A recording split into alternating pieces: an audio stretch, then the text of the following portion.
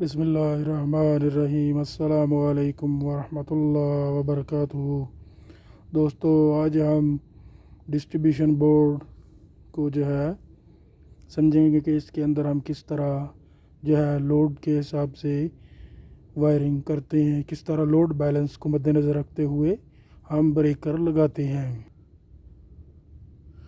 दोस्तों, जैसा कि आप देख रहे हैं कि सबसे ऊपर MCCB ब्रेकर लगा हुआ है। ठीक है दोस्तों, ये MCCB ब्रेकर है। इसके अंदर से ये ऑन ऑफ ट्रिप स्टेटस के लिए हमने एक ज़री लगा के इधर टर्मिनल ब्लॉक पे वायरिंग लगाई है। ये ऑन ऑफ ट्रिप स्टेटस के लिए है दोस्तों ये वायरिंग। इसके बाद इसके अंदर रेडीमेड बस बार लगी हुई है।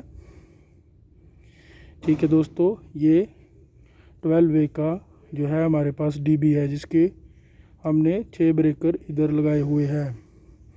ठीक है दोस्तों, ये मैक्सिमम हमारे पास 250 की असेंबली है, लेकिन हमने इधर मेन ब्रेकर 100 एम्पेयर फ्रेम का और इसका ट्रिप सेटिंग 25 एम्पेयर है। जो मिनिमम हमारे पास सेटिंग 18, 20, 23 और 25 एम्पेयर अवेलेबल है। ठीक है दोस्तों, इसको हम फाइनल डिस्ट्रीब्यूशन बोर्ड भी कहते हैं।